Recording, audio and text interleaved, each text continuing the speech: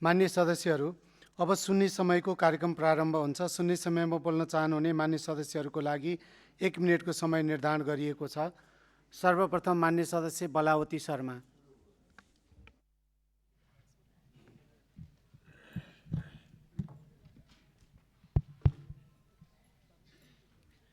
सम्माननीय सभामुख महोदय, रोजगारीका लागि विदेश गएकाहरू दैनिक 3-4 जना नेपालीको सब बाकसमा आउनु र उत्तिकै अङ्गभङ्ग हुनु सामान्य जस्तै भइसकेको छ।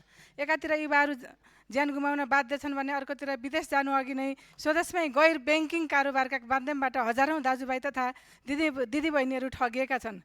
वैदेशिक रोजगार विभागमा मात्रै ठगिएका करिब 46,000 उजुरी थन्किएर बस्नुले हाम्रो श्रमिकले न्याय पाउन कति शास्ति खेप्नु परेको छ भन्ने प्रश्न हुन्छ। युवाहरूको पसिनाले देशको अर्थतन्त्र धानिए पनि उनीहरूको सम्मान र न्यायको ग्यारेन्टी हुन नसक्नु गम्भीर चिन्ताको विषय हो। सभामुख महोदय, यो समस्याको समाधान गर्न सरकारले केही नीतिगत सुधार गर्न म सरकारसँग माग गर्दछु। मुलुकी ऐन र वैदेशिक रोजगार ऐन संशोधन गरी ठगीको अनुसन्धान र कारबाही गर्ने अधिकार जिल्ला प्रहरी वा प्रशासन कार्यालयलाई प्रत्यायोजन गरियोस्। 2. लेनदेन कारोबार बैङ्किङ प्रणालीबाट मात्र गर्ने र दुवै पक्षले हस्ताक्षर गर्ने। 3. अध्यक्ष श्रम होइन सिप र तालिम प्रमाणीकरण पछि मात्रै श्रम स्वीकृति। मान्य सदस्य बसुमाया तामाङ।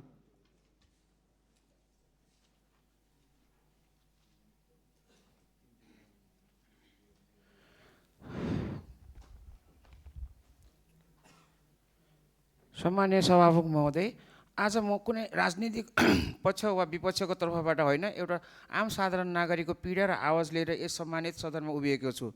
हाम्रा सरकारी अस्पतालहरूको अवस्था आज अत्यन्तै दयनीय र हृदय विदारक छ।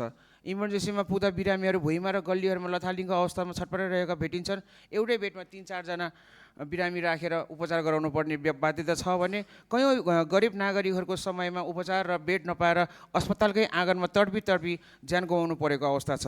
त्यति मात्र होइन, पहुँच नभएको आम सर्वसाधारणले अलिकति सोधपुछ गर्दा पनि डाक्टर र नर्स कर्मचारीबाट झर्केर बोलिने, हप्काइ तप्काइ र दुर्व्यवहार सहनुपर्छ। तर अर्कातिर पहुँच र भन्छन् हुनेहरूले भने तुरुन्तै सेवा पाउने विभेद अझै कायमै छ। पहुँच र पैसा नभएकै कारण कुनै पनि गरिब नागरिकले उपचार नपाएर मर्न नपरोस् तसर्थ म यस सम्मानित सदन मार्फत स्वास्थ्य मन्त्रालय र सम्बन्धित निकायको गम्भीर ध्यान आकर्षण गराउन चाहन्छु। सरकारी अस्पतालहरूको यो भद्रगोल व्यवस्थापन तुरुन्त सुधारियोस् र जनशक्ति। मान्य सदस्य बासना थापा।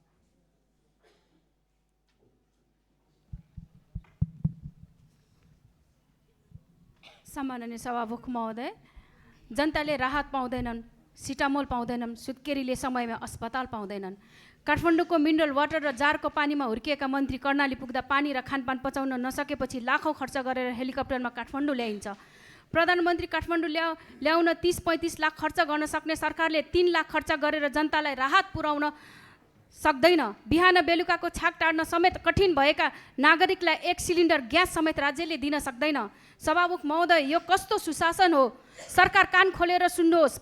मन्त्रीको जीवन जति मूल्यवान छ, कर्णालीमा का नागरिकको जीवन पनि उत्तिकै मूल्यवान छ। प्रधानमन्त्रीका लागि हेलिकप्टर पुग्ने तर बिरामी नागरिकका लागि अस्पताल नपुग्ने, के यो यही समानता राज्य हो? के यही हो जनताको सरकार? एकातिर एक्सप्रेस वेको कुरा गर्ने, अर्कोतिर कर्णालीमा औषधि नपुग्ने, राहत नपुग्ने, र के यही हो सरकारको असली सुशासन? जान्न चाहन्छ कर्णालीवासी। जय नेपाल। धन्यवाद। मान्य सदस्य बिना गुरुङ।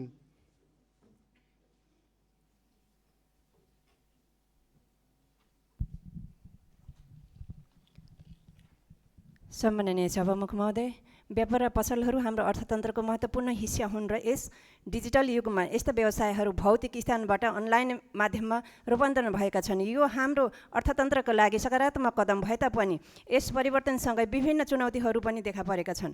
हालै मेरो छिमेकी बहिनीले अनलाइन स्टोरबाट सामान अर्डर गरेको रहेछ। त्यहाँ अग्रिम भुक्तानी गर्नुपर्ने र भुक्तानी प्राप्त गरेपछि उक्त अनलाइन स्टोरले ब्लक गरिदिने र सम्पर्क विहीन भइदिने।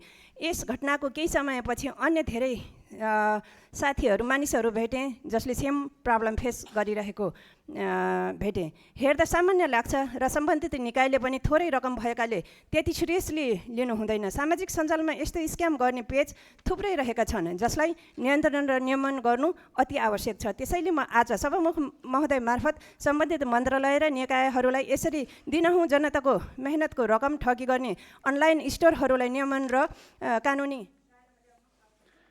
मान्य सदस्य बुद्ध रत्न महर्जन।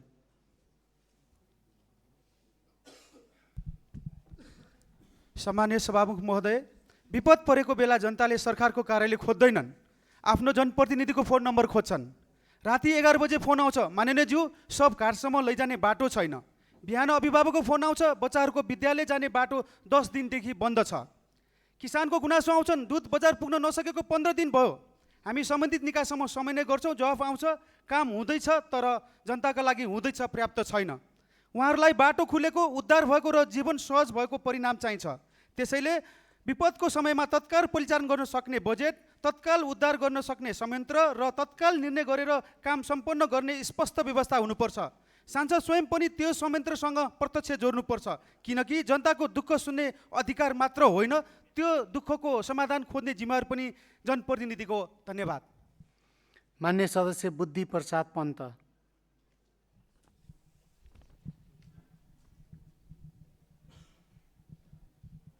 सम्मानीय सभामुख महोदय, आज म स्थानीय पालिकाहरूसँग जोडिएका केही विषयहरू यस गरिमामय सदनमा राख्न चाहन्छु। सभामुख महोदय, हामी आफ्नो निर्वाचन क्षेत्रमा जाँदा त्यहाँका स्थानीयहरूले हामीलाई अनेकौँ समस्याहरू देखाउँछन् र हामीबाट ती समस्याहरूको समाधानको आशा पनि राख्दछन्, जुन जायज पनि हो। त्यहाँका कतिपय समस्याहरू स्थानीय सरकारहरूले नै न्यून बजेट र थोरै जनशक्ति परिचालन गर्दा पनि तुरुन्तै समाधान हुने खालका छन्। त्यहाँ कतै पानी जमेर दह बनेका सडकहरूमा 2-4 ट्र्याक्टर ग्राभेल बिछाएर समाधान हुने समस्याको समेत निकास नदिँदा कयौँ बच्चाहरू बर्सातमा स्कुल जान नसकेको पीडाहरू छन्। कहीँ स्कुल गएका बच्चाहरू कक्षा कोठामा डेस्क बेन्च समेत नहुँदा भुइँमा बसेर पढ्नु परेको पीडा छ। कहीँ कक्षा कोठाहरूमा पङ्खा नहुँदा बच्चाहरू गर्मीले कक्षामै बेहोस भएको घटनाहरू पनि छन्। तर हामी सांसदहरूसँग त्यस्तो कुनै स्रोत र कोष नहुँदा आफ्ना क्षेत्रका ती सानातिना समस्याहरू समेत समाधान गर्न नसकेर ठुलो हेरेर फर्किनु सिपाए अर्को कुनै विकल्प छैन। वास्तवमै पहिलेका सरकारहरूमा संसदीय कोषको दुरुपयोग नगरिएको भए अहिले हामीले त्यसको। मान्य सदस्य भरत कुमार सुवार।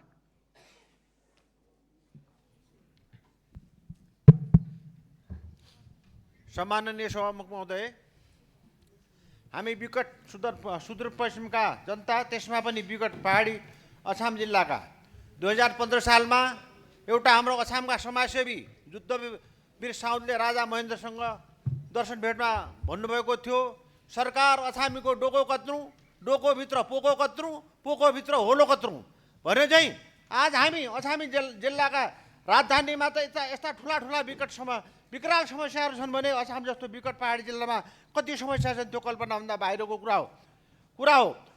जहाँ एक गोली औषधिका लागि पनि घन्टौँ हिँड्नुपर्छ। सुत्केरी महिलाहरू उपचार नपाउँदा अकालमा कयौँ महिला दिदीबहिनीहरूले मृत्युवरण गर्नु परेको छ। अकालमा मृत्यु हुने बिरामीहरूको सङ्ख्या त्यति नै धेरै छ। ती यस्ता तमाम आमाहरूको रोगीहरूको निःशुल्क उपचार गरिरहेको बैलबाटा अस्पताल, जहाँ सम्पूर्ण रोगहरूको निःशुल्क उपचार हुन्थ्यो, त्यहाँ उपचार न। मान्य सदस्य भरत प्रसाद पराजुली।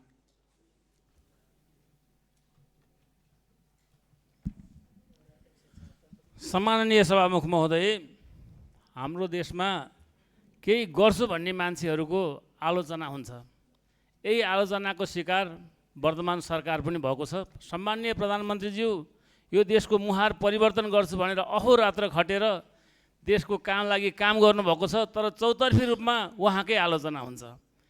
एउटा जिम्मेवार सरकारको प्रतिनिधिको हैसियतमा माननीय सुनिल लम्साल मन्त्रीज्यू उहाँ अहोरात्रि पूर्व मेचीदेखि पश्चिम महाकालीसम्म आफै गाडी चलाएर यो बर्सातको समयमा देशको दूरदराज पुगेर त्यहाँका कनेक्टिभिटीका समस्याहरू के कस्ता छन्, त्यहाँ जनताका समस्या कस्तो छ भनेर बुझ्न जानुभएको छ। कुनै रिबन काट्न होइन, तैपनि उहाँकै आलोचना हुन्छ। तसर्थ यस्तो आलोचनाको खातिर आलोचना होइन, राम्रा कामको सहयोग समर्थन गर्ने र नकारात्मक कामहरूको आलोचना गर्ने संस्कृतिको विकास गर्नको लागि म हार्दिक अनुरोध गर्दछु। धन्यवाद। मान्य सदस्य भरत बहादुर खड्का।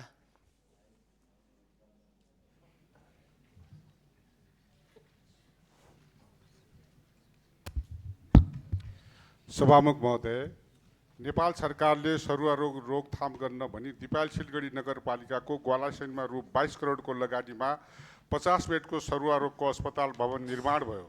तर आवश्यक जनशक्ति र इक्विपमेन्ट्सको अभावमा हालसम्म पनि सो अस्पताल सञ्चालनमा ल्याउन सकिएको छैन। सभामुख महोदय, सरुवा रोगको उपचारका लागि आवश्यक भवन मात्र बनाएर पुग्दैन।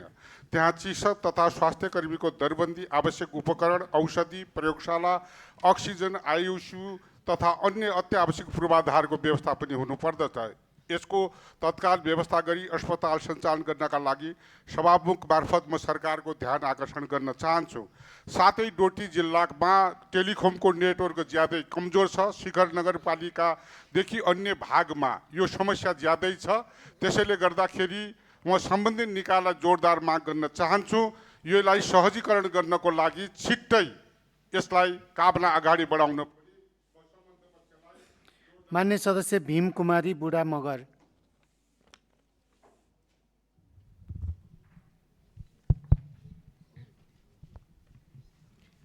सम्माननीय सभामुख महोदय, नेपालमा 35 वर्ष पहिले वर्गीय, लिङ्गीय, जातीय, क्षेत्रीय उत्पीडन कस्तो थियो? यी सबैको मुक्तिको लागि गणतन्त्रका नायक आदरणीय कमरेड प्रचण्डको नेतृत्वमा पहिलो पटक बन्दुक उठाउने यही पाखे र गाउँहार भनिएको महिला हो। उसले सन्तान गुमायो, उसले ऊर्जाशील जीवन मुक्ति युद्धमै बितायो। त्यो बलिदानबाट व्यवस्था फेरियो। अहिले उत्पीडितहरूको अवस्था बदल्ने सङ्कल्प लिएर आएको सरकारलाई किसानको मल छैन, सुकुम्बासीहरूको बेहाल छ, जनताको चुलो बलेन भन्दा खिसिन टिउरी गर्ने, गाली गर्ने, के महिलाहरूको पूर्ण समानुपातिक अधिकार दिनुको सत्ता पाएको अधिकार पनि खोज्न खोजेको हो? महिलाहरूलाई कुण्ठित गर्न खोजेको हो? सामाजिक सञ्जालबाट व्यक्तिगत चरित्र हत्या गर्ने, घृणित कार्य बन्द गरियोस्। राज्यको ध्यान आकर्षण गर्न चाहन्छु। धन्यवाद। मान्य सदस्य मदन कृष्ण श्रेष्ठ।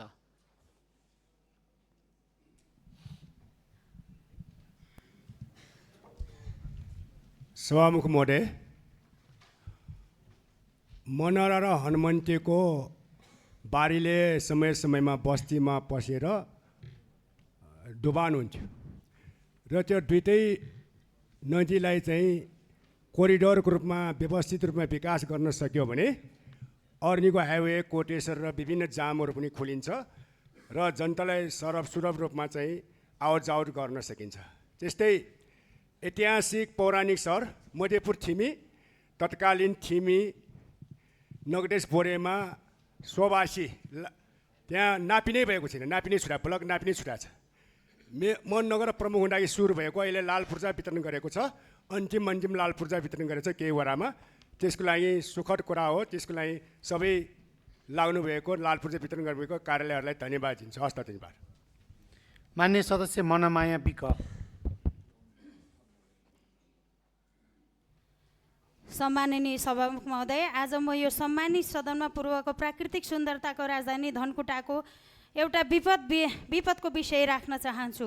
धनकुटाको साँगुरीगढी गाउँपालिका, विशेष गरेर वडा नम्बर 7 को डडुवा लगायतका क्षेत्रमा लगातारको वर्षा, कमजोर भूबनोट, अव्यवस्थित सडक निर्माणका कारण भीषण पहिरोको जोखिम छ।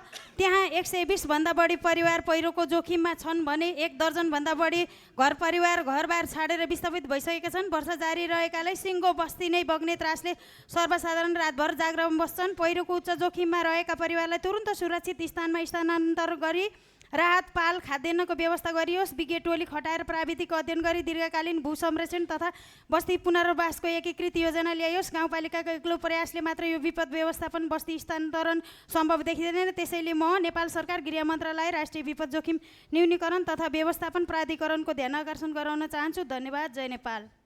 मान्य सदस्य मनिष खनाल।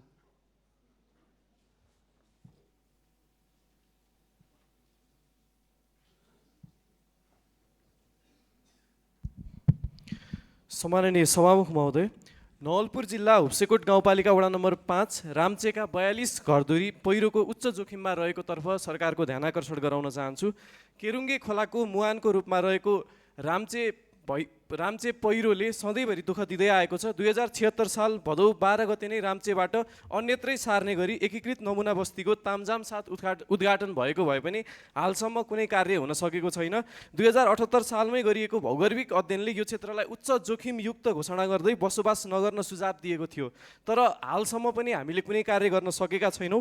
जिल्ला विपद व्यवस्थापन समितिले केही दिन अघि गरेको स्थलगत अनुगमनले पनि बस्तीका सबै 42 घर परिवार उच्च जोखिममा रहेको निष्कर्ष निकाल्दै नसाल्दै अन्यत्र सार्नको लागि सुझाव दिएको छ। त्यस कारणले गर्दाखेरि यो ठुलो भयावह क्षति हुनुभन्दा अगाडि नै 42 घर परिवारलाई अन्यत्र सार्नको लागि सरकारको ध्यान आकर्षण गराउन चाहन्छु। धन्यवाद। मान्य सदस्य माधव बहादुर थापा। सम्माननीय सभामुख महोदय, पाल्पा जिल्ला पर्यटन सौन्दर्यको खानी हो भन्नेमा त कुनै दुविधा छैन।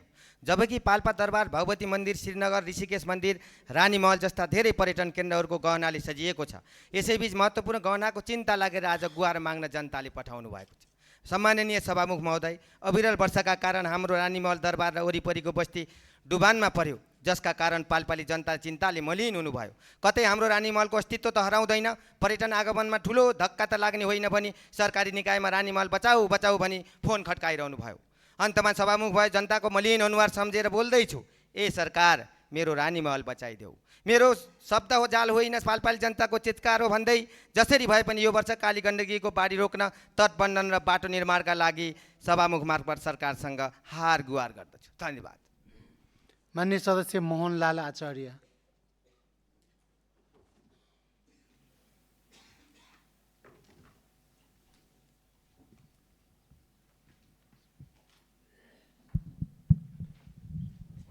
सम्मान्य सभामुख महोदय, माननीय मन्त्रीज्यूले यसै सदनमा ग्यासको अभाव चाहिँ अब नभएको भन्ने कुरा राख्नु भएको थियो। र त्यति हुँदाहुँदै पनि मेरो जिल्ला लगायतका थुप्रै जिल्लाहरूमा ग्यासको अभाव अहिले पनि देखिएको छ। त्यसले गर्दा तत्काल ग्यास आपूर्ति गर्नको निम्ति र सम्बन्धित निकायलाई जवाफदेही र जिम्मेवार बनाउनको निम्ति सम्बन्धित मन्त्रालयको ध्यान आकर्षण गराउन चाहन्छु। खास गरी ग्यासको सहज आपूर्ति गर्नको निम्ति कसले कहाँ कसरी लुकाएको लगायतका कुराहरू छानबिन गर्ने, खोज्ने, तलास गर्ने विषय र त्यसको वैकल्पिक व्यवस्थाको निम्ति विद्युतमा जुन 5% भ्याट लगाउने विषय छ त्यसमा पुनर्विचार गर्न म हार्दिक अनुरोध गर्दछु। र त्यसबाहेक चाहिँ वैकल्पिक ऊर्जाका विषयहरूलाई प्रवर्धन गर्नको निम्ति प्रवर्धन गर्दै आम उपभोक्ताहरूलाई सहज वातावरण निर्माण गर्नको निम्ति अनुरोध गर्न चाहन्छु। र मान्य सदस्य यज्ञ बहादुर बोगटी।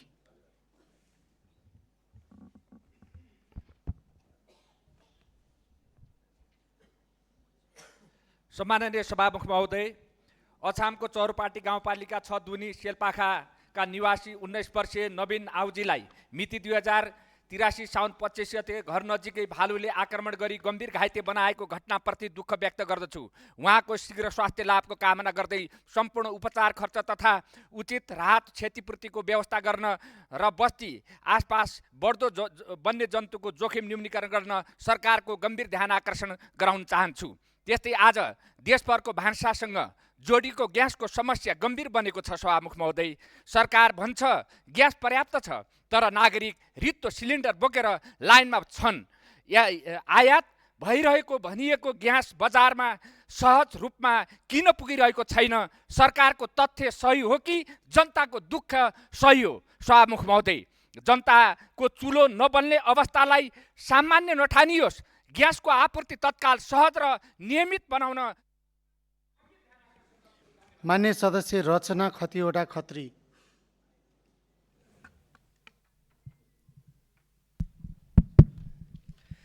सम्मानीय सभामुख महोदय, म यस सम्मानीय सदनबाट प्रधानमन्त्रीज्यूलाई स्पष्ट आग्रह गर्न चाहन्छु। आगामी भदौ 23 गते जेन्जी आन्दोलन भएको 1 वर्ष पुरा हुन लागेको छ। यस आन्दोलनमा युवाले भ्रष्टाचारको अन्त, सुशासन, सुरक्षित भविष्यका लागि बलिदान दिएका थिए। प्रधानमन्त्रीज्यूले यस दिन देशमा शहीदको नाममा सम्बोधन गर्नुहुन्छ भने पुनः आशा राखेको छु। यो सम्बन्धमा देशले जान्नुपर्छ कति माग शहीदका पुरा भए, घाइतेका कति भए, कुन कुन माग बाँकी छ, भ्रष्टाचारीलाई कारबाही हुन्छ कि हुँदैन, सरकारका राम्रा काम गर्न सरकारलाई कसले रोकिरहेको छ, शहीद परिवार र घाइतेले न्याय कहिले पाउँछन् र भदौ 23 को बलिदानबाट बनेको यस सरकारसँग म स्पष्ट जवाफ माग्न चाहन्छु कि त्यस दिन प्रधानमन्त्रीज्यूले देशव्यापी रूपमा शहीदको नाममा चाहिँ सम्बोधन गर्नै पर्छ भन्ने चाहन्छु। धन्यवाद। मान्य सदस्य रजनी श्रेष्ठ।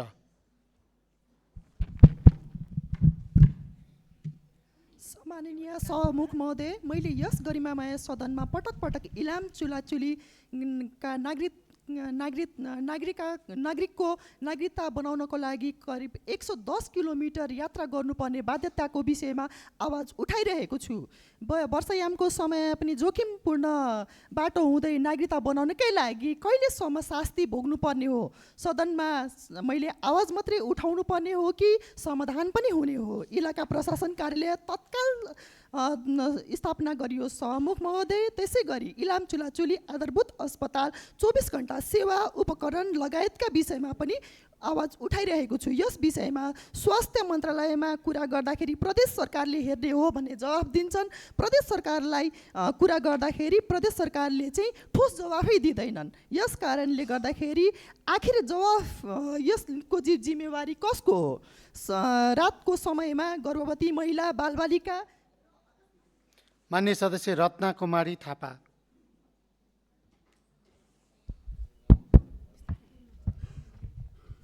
सम्माननीय सभामुख महोदय, हाम्रो देशका विभिन्न स्थानहरूमा जस्तै अछाममा पनि जङ्गली बाँदर र बँदेलको आतङ्कले किसानहरू ठुलो पीडामा छन्। बिचरा ती किसानहरूको मुख्य बाली भनेकै मकै हो। वैशाख जेठको टन्टलापुर घाममा आफैले तयार पारेको कम्पोस्ट मल बोक्दै गोरु जोत्दै दुई पटक गोडमेल गरेर फलाएको बाली नाली आफूले चाख्न नपाउँदै रातभर बँदेल र दिनभर बाँदरको हुलले खेतबारीमै सखा पारिदिन्छन्। अन्न भित्राउने बेलामा रित्तो हात हुनुपर्दा कसको मन नदुख्ला र? यसरी गाउँमा दुःख गरेर उल्टै भोकमरीको सङ्कट झेल्नु परेपछि मुगलान पस्नुको विकल्प देख्दैनन् किसानहरू। सभामुख महोदय, नागरिकको खाद्य सुरक्षा सुनिश्चित गर्न म सरकारको ध्यानाकर्षण गराउन चाहन्छु र पालिकाहरूको समन्वयमा तारबार र वन्यजन्तु नियन्त्रणमा ठोस योजना ल्याइयोस् भन्न चाहन्छु। धन्यवाद। मान्य सदस्य रन्जु नेउपाने।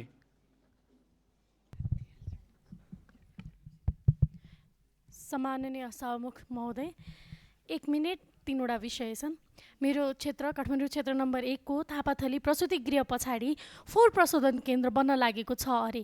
के बन्न लागेको छ? केही टाँसिएको छैन, बन्न चाहिँ जरुर लागिएको छ, बाटो ढाकेर बन्न लागेको छ। त्यहाँ 4 प्रशोधन केन्द्र बन्न हुँदैन भनेर त्यहाँका स्थानीयहरूले पनि विरोध गरिरहनु भएको छ। आमा र बच्चाको स्वास्थ्यमाथि संवेदनशील हुनु आवश्यक छ। सम्माननीय सभामुख महोदय, स्वास्थ्य बिमा के गरेर हो, कसरी गरेर हो सञ्चालनमा ल्याइदिनु पर्यो। नागरिकहरू बिचल्लीमै परिसके। त्यसकारणले म यो कुरा पनि सभामुखज्यू मार्फत सरकारको ध्यान आकर्षण गराउन चाहन्छु।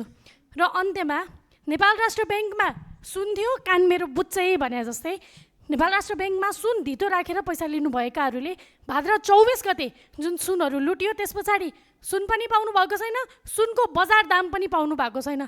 लौ न सरकार, उहाँहरूको हार गुहार पनि सुनिदिनु पर्यो। धेरै धेरै धन्यवाद।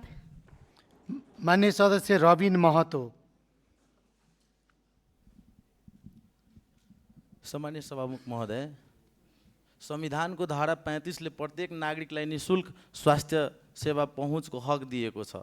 तर मृगौला रोगका बिरामीको हकमा यो सेवा भएको छैन, लागू भएको छैन। तथ्याङ्क अनुसार देशको 6.2% प्रभावित छ यो रोगबाट।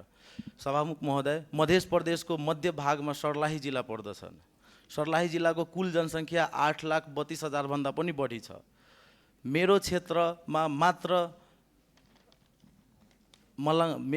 मात्र यो रोगबाट प्रभावित मलङ्गवाको गोविन्द यादव, हरिपुरवाको नबुरुद्दिन शेख लगायत करिब 30 जना छ भने सर्लाही 1 मा यति छ, 2, 3, 4 गरेर धेरै होला। सभामुख महोदय, सर्लाही जिल्लामा जनसङ्ख्या बढी भएको र मध्य प्रदेशको मध्य भागमा भएकोले म सरकारसँग जोरदार माग गर्दछु कि मृगौला हस्पिटल सर्लाही जिल्लामा सुचारू गरियोस् भनेर। धन्यवाद। मान्य सदस्य रमेश कुमार मल्ल।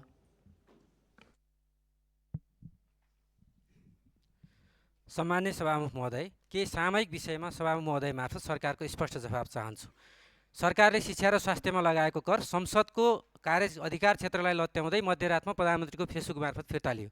अहिले देशमा ग्यासको चरम अभाव छ। इन्डक्सन चुलो मार्फत ग्यास स्थापन गर्न प्रोत्साहन गर्नुको सट्टा आफ्नै उत्पादनमा कर लगाउने सरकारी निर्णय कहिले फिर्ता हुन्छ?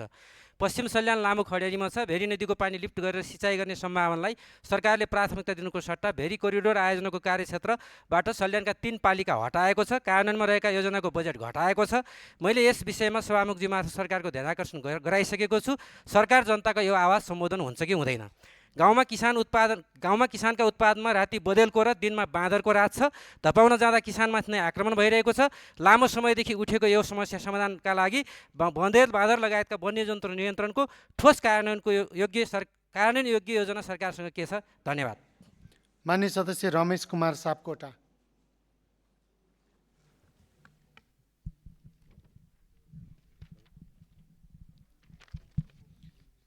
सम्माननीय सभामुख महोदय, यसअघि मैले यस गरिमामय सदनमा नेपालको स्वास्थ्य सेवा सुधारको जग स्वास्थ्य चौकीबाटै सुरु हुनुपर्छ भन्ने धारणा राखेको थिएँ। आज म स्वास्थ्य प्रणालीसँग जोडिएको अर्को एक गम्भीर र नीतिगत विषयमा सरकारको ध्यान आकर्षण गराउन चाहन्छु। सङ्घीयतापछि प्रत्येक स्थानीय तहमा आधारभूत वा नगर अस्पताल निर्माण गर्ने होड चलेको छ। संरचना निर्माणमा बजेट खन्याउन पाउँदा निर्माण व्यवसाय र राजनीतिक वीरता उत्साहित देखिए तापनि यथार्थ निकै निराशाजनक छ। एकातिर नयाँ भवन ठडाउँदैमा सीमित बजेट सकिने र जनशक्ति अभावका कारण ती संरचना भूत बङ्गला बन्ने जोखिम बढेको छ भने अर्कोतिर वर्षौँदेखि सेवा दिइरहेका हाम्रा जिल्ला अस्पतालहरू बजेट र आवश्यक जनशक्ति अभावमा दिनानुदिन थला पर्दै गएका छन्। सभामुख महोदय, इँटा र सिमेन्टका नयाँ खडा गर्दैमा स्वास्थ्य सेवा प्रभाव हुँदैन। त्यसका लागि जस्तै जनशक्ति, चिकित्सक, उपकरण र औषधिको उपलब्धता आवश्यक पर्छ। तसर्थ म सभामुखज्यू मार्फत स्वास्थ्य तथा जनसङ्ख्या मन्त्रालय र नेपाल सरकारसँग माग गर्दछु, प्रत्येक जिल्ला अस्पतालमा कम्तीमा एमडिजिपी, शल्य चिकित्सक, स्त्री तथा प्रस्तुति रोग विशेषज्ञ र हाड जोड्ने विशेषज्ञ सहितको टोली 24 घण्टा उपलब्ध हुने व्यवस्था गरियोस्। हस्, धन्यवाद। माननीय सदस्य रमेश प्रसाई।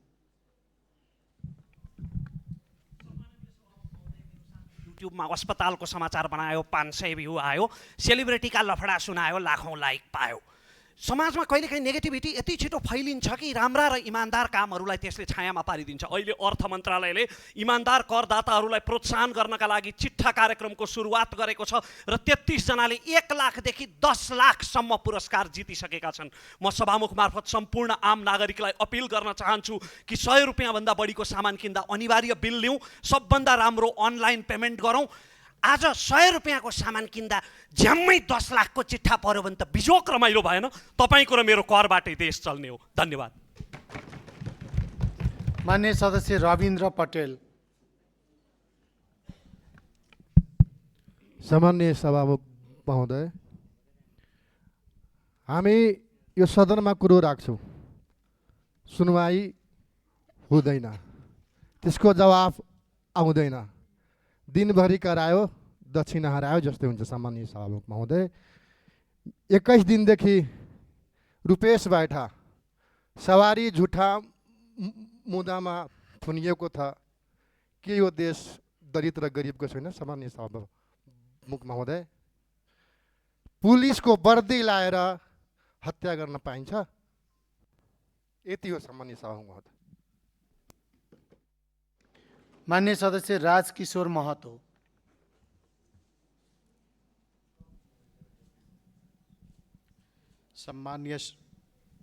सम्माननीय सभामुख महोदय, आज म शिक्षा क्षेत्रमा भएको व्यतिथि र विकृतिको बारेमा उठान गर्न चाहन्छु।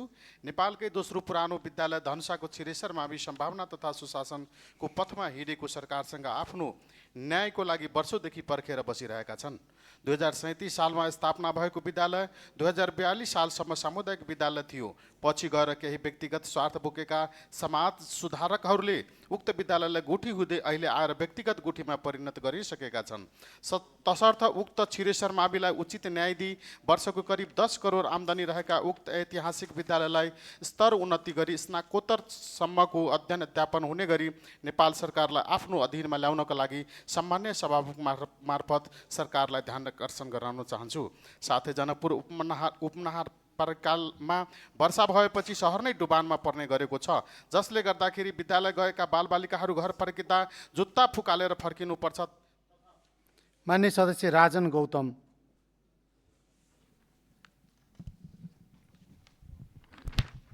सम्माननीय सभामुख महोदय, सार्वजनिक यातायात आम नागरिकको दैनिक जीवनसँग जोडिएको अत्यावश्यक सेवा हो। तर यात्रुहरूले अझै पनि अनेकौँ समस्या भोगिरहेका छन्। एउटै गन्तव्यको पनि फरक फरक गाडी भाडा तिर्न बाध्य छन्। सवारी साधनमा भाडादर सबैले देख्ने गरी अनिवार्य रूपमा टाँस्ने, चालक र सहचालकले यात्रुसँग शिष्ट र सम्मानजनक व्यवहार गर्ने, कर्मचारीले पोसाक र परिचय पत्र अनिवार्य लगाउने व्यवस्था कडाइका साथ कार्यान्वयन गरियोस्। विशेष गरी विद्यार्थीहरूलाई कानुन बमोजिम पाउने भाडा छुट दिन, आनाकानी गर्ने छुट नदिने, विद्यार्थीलाई अपमानजनक ढङ्गले अन्तिम सिटमा राखेर यात्रा गराउने प्रवृत्ति तत्काल बन्द गरियोस्। विद्यार्थीहरूलाई दिने छुट सुविधा होइन, राज्यले सुनिश्चित गरेको अधिकारको रूपमा कार्यान्वयन गरियोस्। त्यसै गरी लामो दूरीका सवारी साधनहरूले यात्रुहरूलाई खाना रोक्ने होटल तथा रेस्टुरेन्टको खानाको गुणस्तर, मूल्य, सरसफाइ नियमित अनुगमन गरियोस्। यात्रुबाट भाडा लिने मात्र होइन, यात्रुलाई सम्मान, सुविधा र सुरक्षित यात्रा दिने संस्कार पनि बानी बसाल्न होटल तथा यातायात व्यवसायीहरूलाई ध्यान आकर्षण गर्न सरकार समक्ष म अनुरोध गर्दछु। धन्यवाद। मान्य सदस्य राजीव खत्री।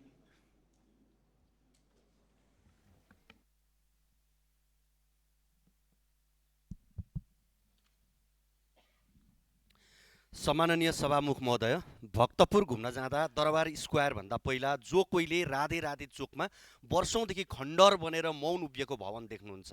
निर्माणकै क्रममा रोकिएको उक्त 17 तले विशाल भवनले सबैलाई चकित बनाउँछ, कुरूप दृश्यले धेरैको ध्यान तान्छ, गिज्याउँछ। 2 दशक अघि व्यापारिक केन्द्र र रोजगारीको ठुलो सम्भावना बोकेको यो परियोजना मुख्य संरचना बनेपछि किन रोकियो भन्ने प्रश्न आजसम्म अनुत्तरित छ। सभामुख महोदय, परियोजना कानुनी प्रक्रियामा छ भने त्यसको अवस्था के हो? निर्माण रोकिएको कारण के हो? लगानीकर्ता र साझेदार को हुन्? यसको भविष्यबारे सरकारसँग के योजना छ? दैनिक हजारौं नागरिकले देख्ने यो भवन केवल अधुरो संरचना होइन, राज्य र निजी क्षेत्रको जवाबदेहिता माथिको प्रश्न पनि हो। त्यसैले म सरकारसँग यस परियोजनाको कानुनी, आर्थिक, प्राविधिक अवस्थाबारे तत्काल स्पष्ट जानकारी सार्वजनिक गर्न र सम्भव भए निर्माण पुनः सुरु गर्ने ठोस पहल गर्न माग गर्छु। धन्यवाद। मान्य सदस्य राजेश कुमार चौधरी।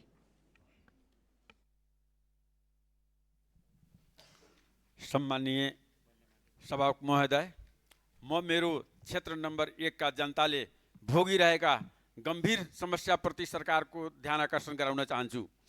झाँझ खोलामा तटबन्ध नरहेका वर्षौँदेखि बाढीले गाउँ बस्ती, सडक र खेतमा ठुलो क्षति पुर्याउँदै आएको छ। विशेष गरी झाँझ खोलाको बाढीबाट वर्षेनी 300 देखि 400 बिघामा लगाएको धान बाली नष्ट भइरहेको छ। यसले किसानको वर्षभरिको आम्दानी र धान बालीको सुरक्षामा गम्भीर असर परिरहेको छ। यो झाँझ खोलाले गर्दा पुरै क्षेत्र प्रभावित बनेको छ। त्यसैले झाँझ खोलामा दिगो तटबन्ध निर्माणलाई पहिलो प्राथमिकतामा राखियोस्।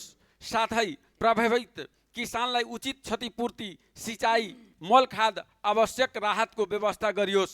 रौतहट 1 का जनतालाई अब आश्वासन होइन, तत्काल काम चाहियो। धन्यवाद। मान्य सदस्य राधिका रम्तेल।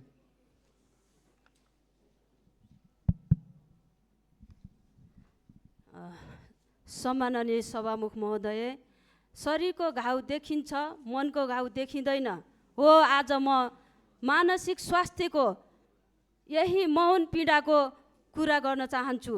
यो नेपालको मात्र समस्या होइन, संयुक्त राष्ट्रसङ्घले पनि सन् 2025 मा मानसिक स्वास्थ्यलाई विश्वव्यापी प्राथमिकताको विषयको रूपमा अघि सारेको छ। त्यसैले म सरकारसँग 3 वटा माग गर्न चाहन्छु।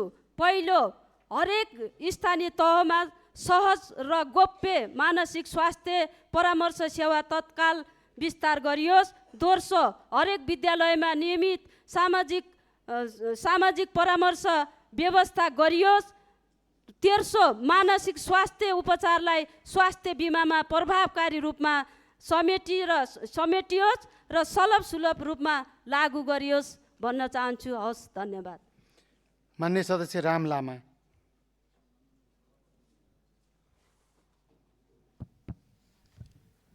सम्माननीय सभामुख महोदय, काठमाडौँ उपत्यकाभित्रमा अहिले ट्याक्सी सञ्चालन गराउनको निम्ति प्रत्येक 6 महिनामा टेम्पोररी रुट पर्मिट पटकै काट्ने प्रावधान रहेको छ।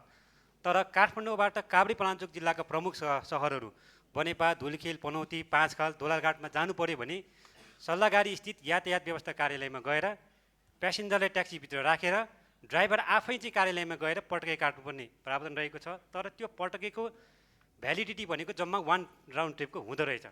तसर्थ म सरकारलाई त्यो पटकेको म्याद चाहिँ कम्तीमा 6 महिनादेखि 1 वर्षसम्मको भ्यालिडिटी हुने व्यवस्था गराउन र त्यसको अलावामा फेरि यो इन्टायर प्रणालीलाई पनि अनलाइन प्रणाली मार्फत यो सेवा दिनको निम्ति सम्माननीय सभाको मार्फत नेपाल सरकारको गम्भीर ध्यान आकर्षण गराउन चाहन्छु। धन्यवाद। माननीय सदस्य रिगला यादव।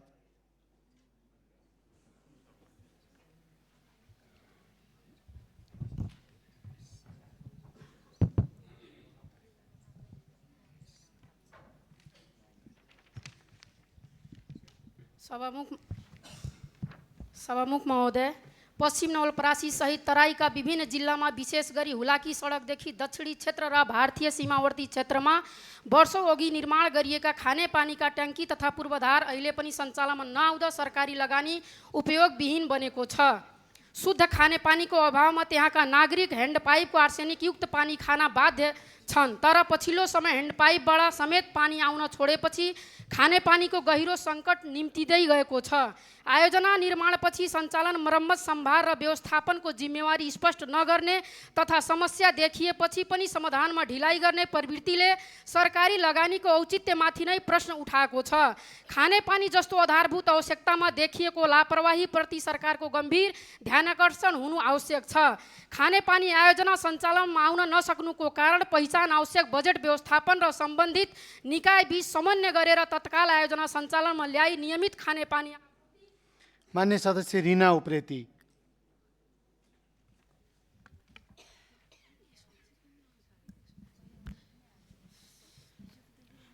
सम्माननीय सभामुख महोदय, विश्वको सर्वोच्च शिखर सगरमाथा र त्यस क्षेत्रमा हुने फोहोर व्यवस्थापन, आरोहण मार्ग व्यवस्थापन र वातावरणीय संरक्षणका कार्य गर्दै आएको सामाजिक संस्था सगरमाथा प्रदूषण नियन्त्रण समिति एसपीसीसीले विगतदेखि काम गर्दै आएको बारेमा सरकार जानकारी छ। तर मेरो प्रश्न, राष्ट्रिय सम्पदाको जिम्मेवारी राज्यबाट स्पष्ट कानुनी र संस्थागत संरक्षणभित्र किन ल्याउन सकेन? एसपीसीको कानुनी हैसियत के हो? कामको अनुगमन कसले गर्छ? आर्थिक स्रोत र फोहोर व्यवस्थापनबाट उठ्ने रकमको सुनिश्चितता र जवाफदेहिता को हो र पारदर्शिता कसरी सुनिश्चित गर्न सकिन्छ? त्यसै गरी यो क्षेत्र राष्ट्रिय निकुञ्ज, पर्यटन विभाग, गाउँपालिका र एसपीसी बीच भएको सम्झौता कहाँ छ? यो क्षेत्र धेरै निकायहरू भएकाले त्यो क्षेत्रको जवाफदेही को र कुन कुन निकाय हुन्? धन्यवाद। मान्य सदस्य रुकेश रञ्जित।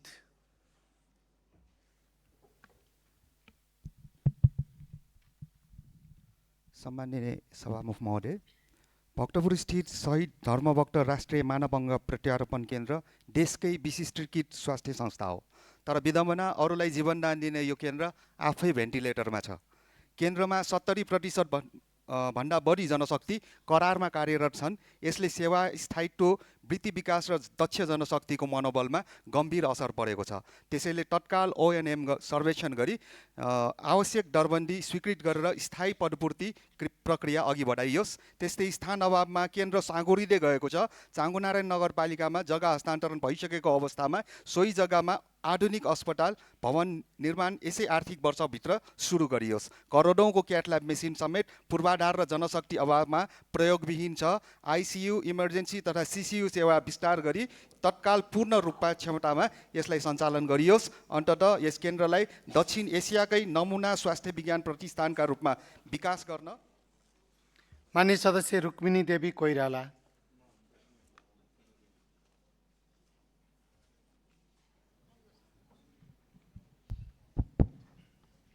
सम्माननीय सभामुख महोदय, मुलुकभित्र पछिल्लो समय भइरहेका प्राकृतिक विपत्तिका घटनाप्रति पछिका उद्धार र राहतलाई सरकारका तर्फबाट प्रभावशाली ढङ्गले कार्यान्वयन गर्न माग गर्दछु। यसका साथै नेपालका प्रमुख चाडहरू नजिकै गर्दा दैनिक उपभोग सामग्रीमा भइरहेका मूल्यवृद्धि नियन्त्रणमा सरकारको क्रियाशीलता तत्काल अघि बढाउन पनि आग्रह गर्दछु। यसैसँग म अर्को महत्त्वपूर्ण विषय, झन्डै 1 वर्षदेखि 11 देशमा विगत 4 महिनादेखि 6 देशमा नेपालका राजदूत छैनन्। 1 महिना अघि थप 7 मुलुकमा राजदूतको पद खाली भएका छन्। ती मुलुकमा खुल्ला प्रतिस्पर्धाका आधारमा राजदूत नियुक्ति गर्ने भन्दै सरकारले आवेदन खुलाएको पनि 1 महिना हुन लाग्यो। राजदूत नहुँदा ती मुलुकले नेपाललाई गर्ने विश्वास घट्दै गएको छ। कूटनीतिक क्षेत्रमा नेपालको यस्तो अवस्था आउँदा पनि राजदूत नियुक्ति किन हुन सकेको छैन? 3000 भन्दा बढी आवेदन परिसक्दा पनि राजदूत। मान्य सदस्य रेखा कुमारी यादव।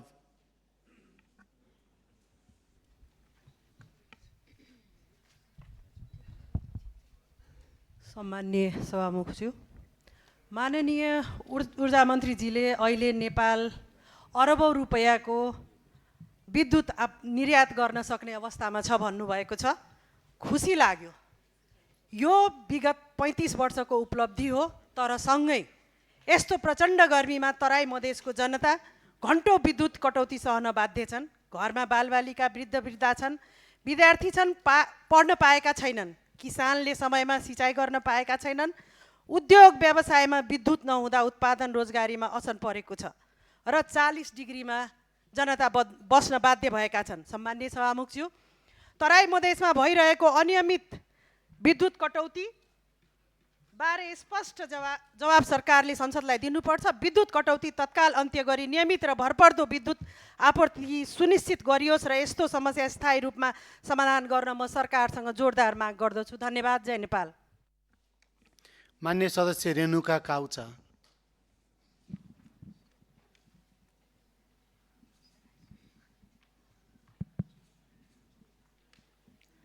सम्माननीय सभामुख महोदय, मुलुकमा युवा प्रधानमन्त्री हुनुहुन्छ, युवा शिक्षा मन्त्री हुनुहुन्छ, तर विडम्बना युवा खेलाडीहरू प्रशासनिक झमेलामा छन्। नेपाली पब्जी स्पोर्ट्स टोलीले भियतनाममा भएको छनौट प्रतियोगिता सफलतापूर्वक पार गरेर विश्व एसियाडमा आफ्नो स्थान सुरक्षित गरिसकेको अवस्थामा राखेपको पछिल्लो निर्णयले एसियाडको सूचीबाट हटाएको खबरले स्तब्ध बनाएको छ।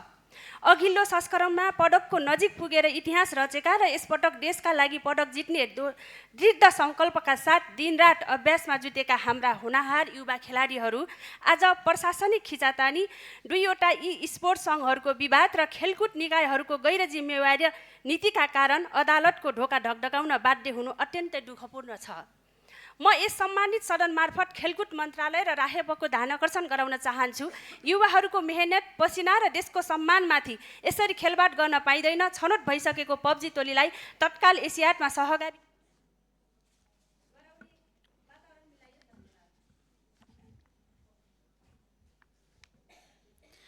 मान्य सदस्यहरू, सुन्ने समयमा मान्य सदस्यहरूले बोल्ने क्रम यही समाप्त हुन्छ।